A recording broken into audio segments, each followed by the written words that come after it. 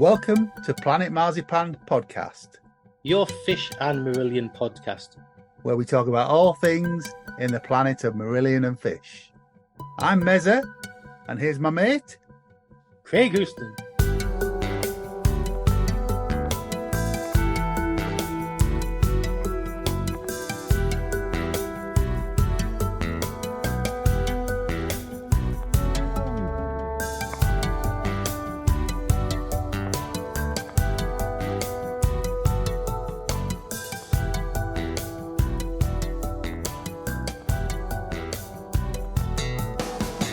Hello, and welcome to another Planet Marzipan Podcast.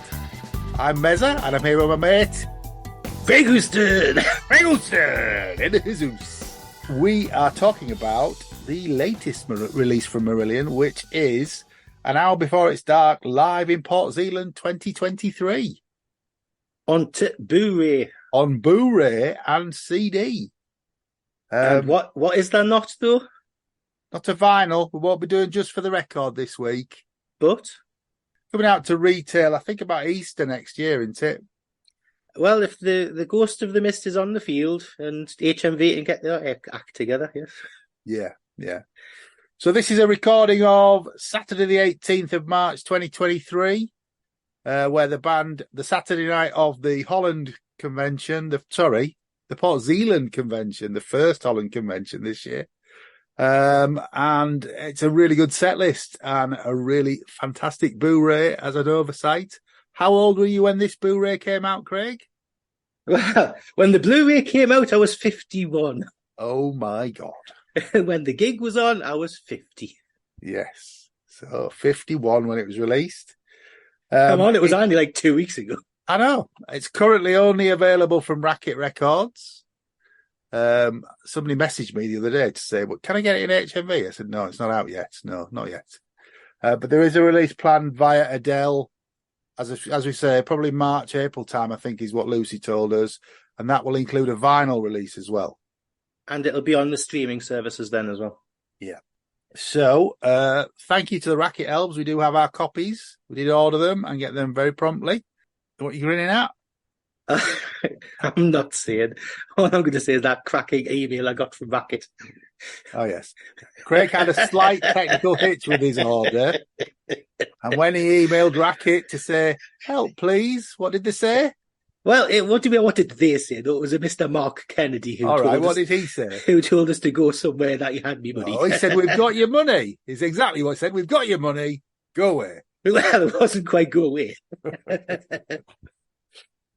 But yes, but we have now got them. Thank you. And jolly good they are too. We're going to go through them track by track, I think, this time.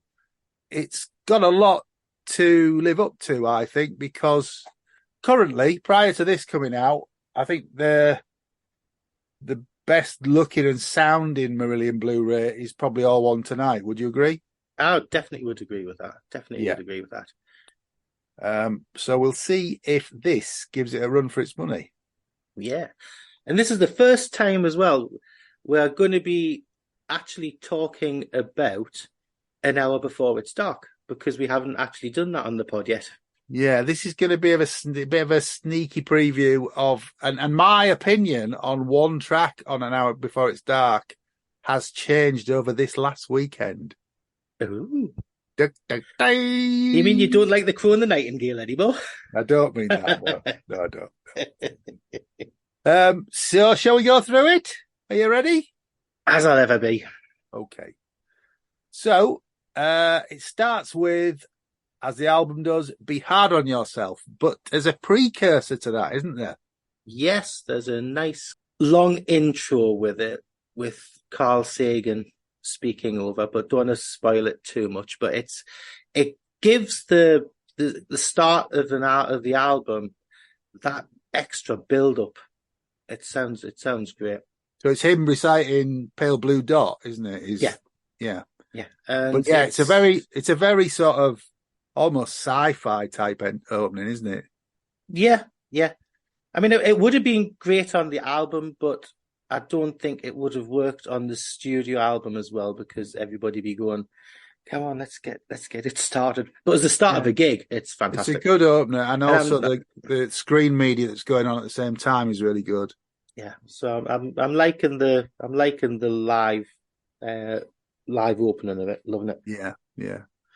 The first thing to say is the video looks, or the Blu-ray looks stunning. The picture quality is absolutely amazing. It's as close as you're actually going to get to ultra high definition. Yeah, without it actually being a 4K release, but it looks absolutely wonderful, and that's huge thanks to Jens and to Tim and his team at I can't think of the name now. At Port Zealand. No, at Port Zealand, yes, but at Beyond Infinity. Sorry, Toward Infinity. Toward Infinity. They haven't got Beyond Infinity. That's not good, is it? Beyond. To Infinity and Beyond. You're just stuck in a Disney. I'm really sorry. You're stuck in a Disney head, aren't you? I saw you on Friday night and told you how much I love this. So apologies. Toward Infinity. You didn't call him Buzz Lightyear, did you, by any chance? I didn't, no, I didn't. That's all right then. But it looks, despite all my errors there, it looks absolutely stunning. The band are on good form. They look really up for the gig at the start of the gig. And it's a good version. It's a cracking version of Be Hard on Yourself. I don't think that's particularly one of your favourite tracks, is it, Craig? It's not one of my favourite tracks. There's some of it I love, some of it leaves us a bit meh. I think it's one of their most cobbled and glued together songs. Oh, wow. But it works. I mean, there's some of it works, but for me, it's the weakest song on the album. Okay. I enjoyed it. Lots and lots of Mr. Kelly on it. Yeah, it's good. It looks good. And the Blu-ray has a 5.1 mix on it. Now it's a 5.1 live mix, so it's not a sort of, as with the studio stuff where there's sounds flying around in different speakers. It is just mixed with Rothers off to the front right and, and H in the center speaker. And it's got a slight amount of reverb on it in the back speakers. Sounds great. It sounds great. I've heard some really bad live 5.1s that I don't use that 5.1 soundtrack on. I just play through stereo, but this is good. This is good. And it's a real feel of the gig. The sound is mixed as though you were there. Pete, on the first song, the band are that up for it. Pete's already on Rothers' side of the stage during Be Hard on Yourself. So he's had his jumping beans and he's giving it lots. The camera that is right in front of H is on a rail and it does pan sort of left to right, which is a nice effect. It starts one of the shots, I can't remember whereabouts it is in the song, but one of the shots starts with H on the right hand side of his screen and the screen media on the left. And then it pans across in front of him and you end up with the reverse of that, with the screen media on the right and H on the left. It's really nice. Nice effect. And at the end of that, H comes out and says, Saturday night is album night. To which he gets a huge roar from the crowd. Next up is a track that was played this last weekend, Reprogram the Gene. I love this track. I think it's great. I think it's good on the Blu-ray. The version that we saw, we're recording this on Tuesday night, so the version we saw 2 nights ago at the Roundhouse was really, really rocky, I thought. Yeah. And all the better for it. I think as they've continued to play An Hour Before It's Dark, like through its entirety, they've just got better and better at doing it and tightening it up. I mean, not saying it wasn't great the first time we saw it live, but when they've had practice for it. Yeah, it sounds great on the Blu-ray. The visuals are great on this one as well. And also Tim and his guys are using a lot of long shots because you remember we talked to Lucy about Port Zealand. If you weren't there, the tent was actually wider than it was longer this time. So what that gave was it gave Jens more to light up. Go across, frankly. But also Tim's captured some really great shots, long shots of the whole of that front of the tent. And it looks stunning. It really does. But yeah, Jens and his lighting team did an amazing job on that. They always do. Yeah. But again, it's gone up a level again, I would say. H is playing his little Bon Tempi keyboard, his little like portable thing. Yeah, so it's almost like it's almost like the sides of like a what was the old Rolf Stylophone. Harris stylophone thing? Don't say Rolf Harris. Don't get us in bother. No, it's not a stylophone. It's a little keyboard. The little keyboard. Yes. With his dainty little fingers. Yeah. Some nice crowd shots after Reprogram the Gene. And the star of the front row, James Greenwood, is there with lots of his other friends who are always on the front row. Apologies if I haven't name checked you and you're one of those. Next up, as per the album, is Murder Machines.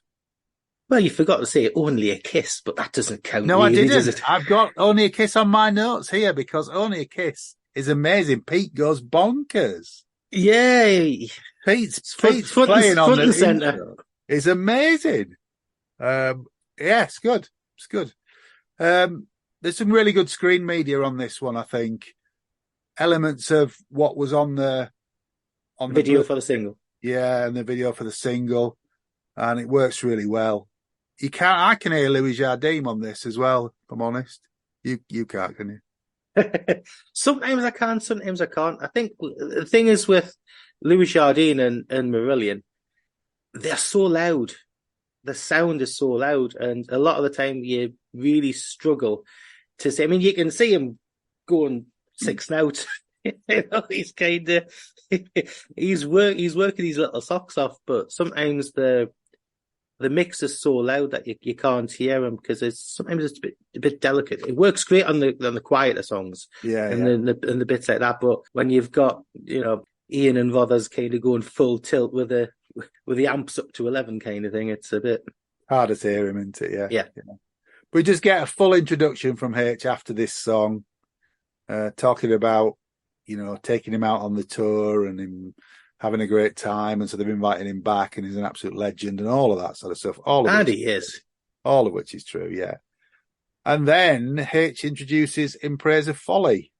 And they join us for the next string quartet, and they come onto the stage, and H appears in his crow jacket.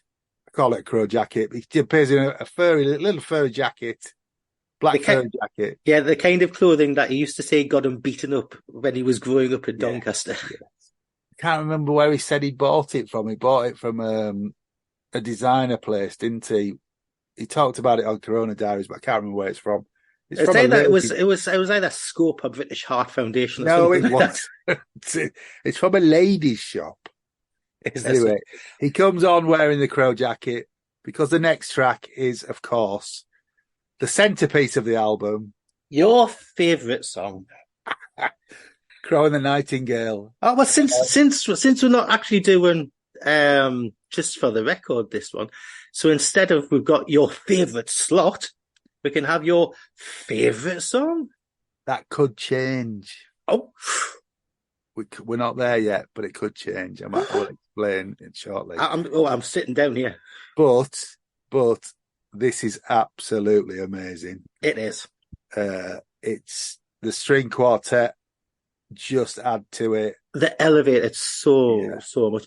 I mean, wasn't there kind of rumours flying around that you're actually going to get the choir noir? I'd love to see it with the choir noir, but I don't think it's practical, is it? No. But again, the screen media is similar to what you've got on the Blu-ray that we got, with the sort of silhouette of the crow and the silhouette of Leonard Cohen. It's just out of this world. It really is, to quote another song. And then, of course, you get that Rothers solo towards the end of it as well, which... Have you managed to actually see that live yet and not cry? No, I haven't. No, I haven't. It really gets me in the feels. It gets you everywhere, it does. It does. It's the bit where H just finishes singing, then Rothers goes off into the solo, and the solo gets an amazing response from the crowd. And I do feel a bit sorry for H because he's got to sing the end of the song straight off the back of it. Yeah, but people are sort of cheering the Rothers solo, but yeah, it's just, for the band to be turning out material like that at this stage of the career is absolutely phenomenal, I have to say. And the Blu-ray does it justice, absolutely. Then on to Something About a Diamond, is it? Now we're going from your favourite track Double Diamond works wonders. to my favourite. Your favourite track. Yeah. Easy for my save, not choking myself. Yes. So we're going from your favourite track to my favourite track. Yeah. Sierra, I love this track. I love this track. It stayed from the very first time I listened to the album through. It hit me straight away that wasn't going to be favourite track, and it stayed that way all the way through. Yeah. And this version of it, absolutely cracking. And I think the band say that they're actually quite surprised with how many people really like Sierra Leone. Well, I think they've said that with most things. They've certainly said they was taken aback by how many people like Crow and the Nightingale, and I mean, Care which is coming up in a minute, is the sort of big finish. Spoiler alert. Well, if you've got the album, don't you? They're playing the album in order. So, yeah, Care is the one they kind of expect to get a reaction to. But, yeah, I think they are genuinely surprised with how it's been received. But, yeah, it's really good. I still like Sierra Leone. It's just not my favourite track. I think I'm similar to a lot of people. It's the walking free in Freetown bit that just raises it up, And and live it works really, really well. So I mean, I can say I was a bit pet-lipped on this tour when one of the songs that they didn't play was Sierra Leone, but I could understand. Again, the lights and the screen media are great on this. Really nice. What Jens is doing using the width again of the stage is fantastic. Really good. Which brings us on to the last song of the main set, which is Care. Epic track. Epic track. Mr. H and his cowbell, and Pete playing the bass intro to Maintenance Drugs, which is chunky as anything on here. It really is. It's good. It's good. I can't never decide whether H is slightly out of time with the cowbell or not. Depends where you see him, really. But yeah, it's Care is just the epic track that it should be live. It's multi-part, starts with some very simple screen graphics and then builds towards. Well, there's a bit in the middle before the Rothers solo where it is where he reprises the lyrics from Sierra Leone and Murder Machines, and talks about not even, he's got that line where he goes, "Not even for heaven," and then Rothers goes into the massive solo. It's just so good. How do you find it on here? Good version for you? Oh, I think it's a cracking version. I think across the whole an hour before it's dark, they do play it to perfection from start to finish. It's I can't fault it. The screen media and all of it is great, and it's Rother's like second. So the second, how many solos is there in Encores? There are 3 altogether. Possibly, I don't know. A lot. It all just merges into one because you're so kind of like entranced kind of by it. But it's really good. Love it. I have to say, which is kind of not exactly stock response, but it's one of those things. It's very, very difficult to articulate with Care because it's such an emotional song, and it's got such depth in that way. But we'll discuss this properly when we actually do our proper hour before it's dark episode. I think I properly got Care on Sunday night. I was absolutely crying my eyes out during the Angels on Earth section. Yeah. It's just amazing. It made me think of my poor mum that passed away during the pandemic, which it's never made me think of her before. It just got me, absolutely floored me on Sunday. And I've just watched it this afternoon, watched the Blu-ray this afternoon with tears streaming down my face. My missus has sort of said, "Are you all right?" I'm like, yeah, I'm okay. But I mean, I love Crow and the Nightingale, but I think Care is up there with it now for me. It's one thing I couldn't watch it today, put it that way. Yeah. Sorry. I realise what day it is. Yeah. It's that day of the year. Yeah. I mean, But the Blu-ray, the images on the screen media, because when you go onto the Angels on Earth section, there's all the stained glass windows on the screen, and it just looks, and the stage is full of light, and it's such a fantastic end. as sad as the whole thing is, it is uplifting. Yeah. At the end, it is. And I mean, Lucy champions that song as the best thing that they've ever wrote. Yeah, it could be. It could be, but that was the end of the main set on the Saturday night. And I think there was hardly a dry eye in the house by the time it all finished. They came round and mopped the floor so we didn't trip over, and then they came back out for the encores. And yeah, that happy little ditty called Estonia. Yeah, just to keep the mood up. We got the With Friends version of Estonia. So the string quartet came out first and did the string intro, and a really nice version of Estonia. Yeah, it's a really nice version. The only thing I have against the Friends from the Orchestra version is that they took the balalaika out. And if that had stayed in with the Friends from the Orchestra version, that would have ended up possibly being one of my most favourite songs ever. But I just think that version of it misses if the two are combined, it would be perfection itself. But other than that, it's great. I love it. You can't take the balalaika out of the boy, can you? You can't. Without surgery. Well then. Or grease. It's the word. Yeah. Next up is Afraid of Sunlight. One of my favourite songs of all time. One of my favourite songs. And strangely, although we see it a lot, it doesn't feel overplayed. No. It starts as usual with the crowd clapping too fast on the intro. But it's a really solid version. The classic screen media from the AOS sleeve is on there. And it's good. It's good. What else can you say about AOS? I don't tire of hearing of it. No, me neither. Me neither. We've talked. By the time you hear this, you'll have heard us talk about the dates last week and feeling that Neverland was overplayed. But to be honest with you, AOS has been played as much, and I don't feel like that. But hey, next up, go. Backing, love it. Starts with PT playing his boost, and the crowd are going Pete, which is good. They did that this weekend as well. They did, yeah.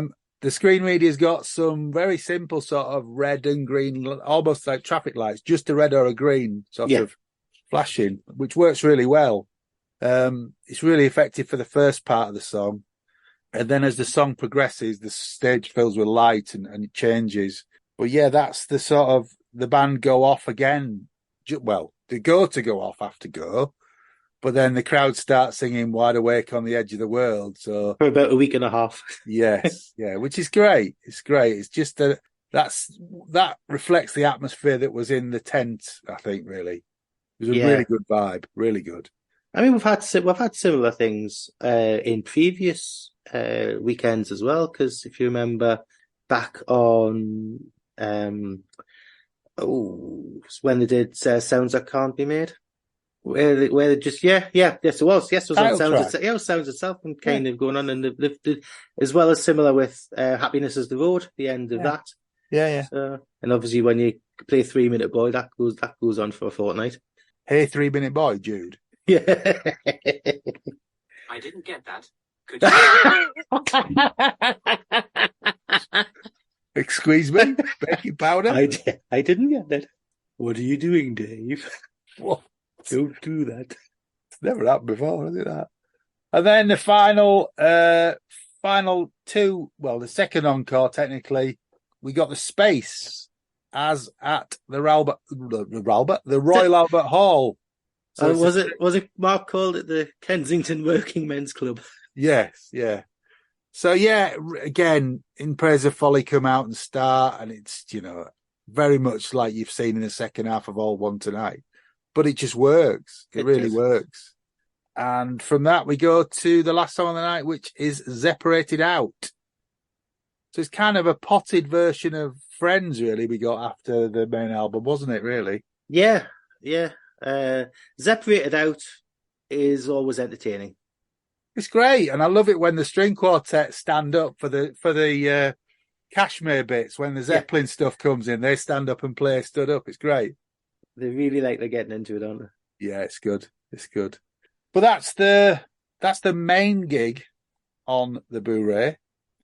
How did you fit? Do you remember how you felt on the Saturday night after the gig? Well, I usually say after the ooh me back, ooh me legs. Well, obviously, yes. I thoroughly enjoyed it. I enjoyed it, but I felt a bit like we'd got what I've just said, like a potted version of With Friends from the Orchestra for the second half. Yes. But watching it back on the Blu-ray, it really works well as a gig of 2 hours. It's really good. Yeah, I mean they're on for it's pretty much half the evening, aren't they? Well, from Crow and the Nightingale onwards, really. Yeah. But we must talk about the extras on this Blu-ray. What, all the interviews and background material? No, they've left that off. The extras on the Blu-ray are part 1 of Sunday the 19th of March at Port Zealand. Yes. So we're actually getting 2 releases for the Port Zealand weekend rather than a complete 3-disc version. Yeah. So the first half of the set is first 5 songs are all off Brave. Starts with audio of River, and then into Bridge, Living with the Big Lie, and Runaway. And then the band, or H, plays a version of Hollow Man as well. And I mean, Brave, we will talk about it in depth at some point, but our special, you mean we'll start plugging our special 30th anniversary run of episodes in January and February? Our special 30-part review of Brave, is that? Yes. No. We're going to actually do it line by line. Yeah, we're going to be talking about Brave in the new year, but it's my favourite Marillion album, so spoilers. I've said sneak peek. So to see him do 4 songs off the bat on the Sunday night was a great start to the set for me. I have to say, I think the Sunday set is more interesting than the Friday set, which will be coming out next year. But hey, so from there, we went on to one of my absolute not favourite songs, Born to Run. Yes, you've had a bit of a debate over that this last couple of weeks. Somebody took me to task over the weekend telling me I was wrong about my opinion on Born to Run. But like you say, it's just your opinion. Still my opinion, yeah. It's all right. It's okay.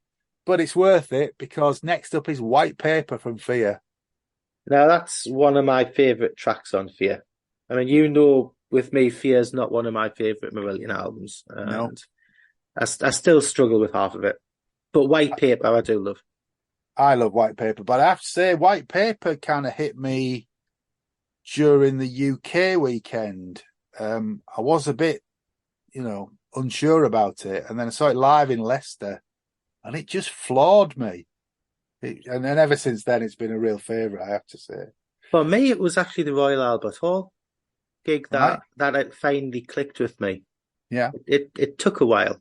I mean, but again, Fear we haven't touched on yet. No. That will be a contentious one, I think. Yeah, knowing both our opinions on Fear, but we'll talk more about that in the future. I'll just wind you up and say there's nothing wrong with the gold. Next on the Blu-ray is the old favourite Sugar Mice. Yeah, the audience are really on form. Yeah, that's what you've got to say with Sugar Mice. Absolutely. And H seems genuinely touched by the reaction from everybody singing, and he says he's never seen everybody sing. So, and the first half ends with a nice version of Genie from Marbles. I love Genie. Yeah, I love Genie. It's been one of I was back in the day when Marbles first came out. I couldn't believe that wasn't actually on the retail release, considering it's such a good, potentially commercial kind of song. But yeah, it's a cracking little ditty. I mean, that's the contents of the Blu-ray. If you are, it's worth saying, if you're a member of the Web fan club, you will get the audio from the first half of Sunday on the Christmas disc that you're about to get, as well as a cover version of a very popular Christmas song. But I do believe that the plans are still to release the 2 CD version of Sunday next year. Yeah, I think that's in the cards, isn't it? Yeah. I have to say, yeah, Sunday was a great set, I think, but we'll talk about the other half when it comes out. Oh, we're going to go on to somewhere else, are we? At the top of the pod, we talked about whether An Hour Before It's Dark live in Port Zealand is better than All One Tonight as the definitive Marillion live Blu-ray. Craig, have you got any opinions on that? It's controversial. Fear's not one of my favourite Marillion albums. Yeah. But I do actually quite enjoy the performance at the Royal Albert Hall of it. Me too. The second half of the gig is just got some of my most favourite Marillion songs, and they're played so well. And yes, we were there. We were there on the night. Well, had the experience of it, and just overwhelmed by the whole fact that we're band were playing in a posh venue rather than some of the shitholes we've seen over the years. Yeah.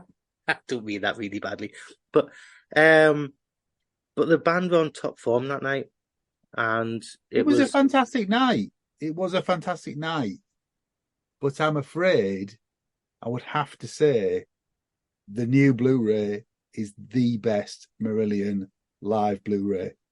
All One Tonight was a really special night. It looks amazing. I mean, like you say, it's got all of Fear on it, which some of it's great, some of it's not great. We'll talk about that when we review Fear, sneak peek. But An Hour Before It's Dark is just an absolutely solid album. And the picture quality, the filming, Jens's lights, the back projections, the screen media, it's the best they've ever done. It is the best they've ever done. If you're sitting on the fence, buy it or ask Santa for it for Christmas, because it is the best Marillion live Blu-ray or DVD. I love it. I think it's great. But I still love All One Tonight. But here's where I'll go a little bit left field. Marbles in the Park and the Singles Night were absolutely fantastic gigs, and they're really, really great Blu-rays. Great gigs, great Blu-rays, but not visually as stunning as this. Okay, I'll give you that. I'll give you that. But I still like me Royal Albert Hall. Everybody's got an opinion. I'm not saying throw All One Tonight in the bin. I can keep it. I don't have to chuck it out. Get it out the bin. Sarah, get that out of the recycling. But this is the best. And I can't wait for part 2 of the weekend to come out. I mean, the other thing about this is the extras are absolutely bloody amazing. Yeah, I love these interviews that aren't there. No, we don't want any interviews. The extra, the half of Sunday that's there is brilliant. Even Born to Run's good on this. That's not like you. Well, gives you a chance to go to the toilet when you're watching Blu-ray, but that's okay. That's okay. There is a pause button, on your Blu-ray player. No. Yes. You can sneeze and skip the episodes that you do. This gets the Mezza 2 thumbs up. The best Marillion live Blu-ray. Craig's not sure, but I am. I do like it. I think it's cracking. Like you said, the picture quality, the lighting, the design, the performances, it's all there. It's all there. The sleeve, maybe not, but the Blu-ray itself, amazing. There is one other bit of news, isn't there? Yes, something unexpected came down the newswire. By the time you hear this it'll be last week, but a company called Primary Wave Music has struck a deal with Fish to acquire the singer and lyricist's master royalties and writer's share for the songs he wrote and performed with UK rock band Marillion. The value of the acquisition wasn't disclosed, but Primary Wave said that as part of the deal, Fish will gain access to the company's marketing team and infrastructure, including digital strategy, licensing, and sync opportunities. Every songwriter has a spiritual and emotional connection with their creations and is very protective about their legacy, Fish said in a statement. He added, I'm pleased that these songs will be heard by further generations and introduce my continued songwriting to new audiences worldwide. There's also a bit of a spiel on the band, but during that it says that Fish left the band in 1998, so he stayed on for 10 more years that we didn't know about. Missed that. Yeah. It goes on to say the deal is just the latest in a series of deals for Primary Wave. It has acquired stakes in the rights of such legendary talents as Bob Marley, Prince, Stevie Nicks, James Brown, Smokey Robinson, Ray Charles, Burt Bacharach, Bing Crosby, Aerosmith, Def Leppard and Culture Club, among many others. So what do you think about that? Well, it's only publishing rights, I think, had been mentioned. It's not recording rights, so that can be a bit different there. So I can't see it being, unless they're gonna go hell for leather and try and get the music out there, so, the older recorded music out there somewhere. I can't see it making much difference to anything anyway. I can understand why he's done it. I mean, crofting isn't cheap. The croft, he's got to rebuild the croft from the look of the pictures we've seen now. He could have done it on a computer and had played Minecraft. Yeah, because Genesis have done a similar thing, haven't they? Genesis have sold their rights for millions, so it makes sense for them to have the cash now rather than because everybody's getting on, I suppose. Yeah, but it's got to be worth their while for them to buy it and to push it. I can't see, without them investing a lot of money in it, how it's going to make any difference to Fish or the band financially in the long term. Unless he's just got a cash out deal kind of thing. He's just got cash up front, personally, is my take on it, but I'm no expert. But it's a strange development, one that we weren't expecting. Yeah, because I always thought he wanted to keep that for Tara for when he's gone, so she has an income from his legacy. Don't know. And I would imagine that, he didn't mention it on the last Fish on Friday, so it'll be a topic of conversation on the next Fish on Friday. So if you've watched that, then that is updated before this has come out. So yeah, wibbly wobbly, timey wimey. Yeah. We allow Craig a few days to put this together. So Fish on Friday should be tomorrow as we're recording this. So you might know lots more about it by the time you get to hear this. But there you go. But yeah, big news in Murillo world. Anyway. I wonder what he's going to do with his £2.50 he gets from it. He'll get his coffee in the morning. Because he grinds the beans for 20 seconds, doesn't he? He's told us that. Yeah, and he gets his doofer out to froth his coffee up. He does, yeah. Yeah, he's got a fluffer. Frother, sorry.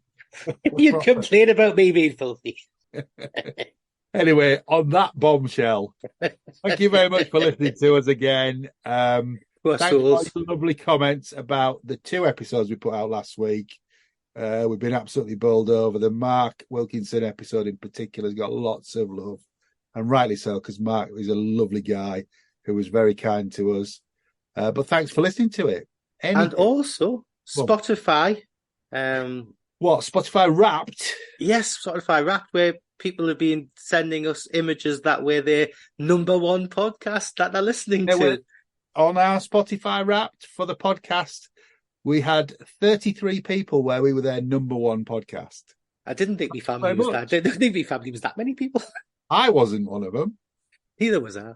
Because this is my number 2 podcast. And what is your number one podcast? Is it The Rest is History? It's The Rest is Football. Oh, well, there you go. Yeah. But there you go. It wasn't Vinyl Fetishist Monthly or something. No, that doesn't. You have to go via a proxy to listen to that one. You can't. Is that part of the dark web? Yeah. Anyway, we've dragged it down into the gutter. Thank you very much for listening. It's never been above the gutter. It's good night from me. And it's good night from him. Thanks for listening. Take care. And stay alive. Greg Olsen! Thanks for listening to Planet Marzipan Podcast. Please like and subscribe from whichever platform you get your podcasts from. You can contact us at planetmarzipanpodcast@gmail.com. and check out Marillion.com, fishmusic.scot or fishmusic.eu for all the good stuff.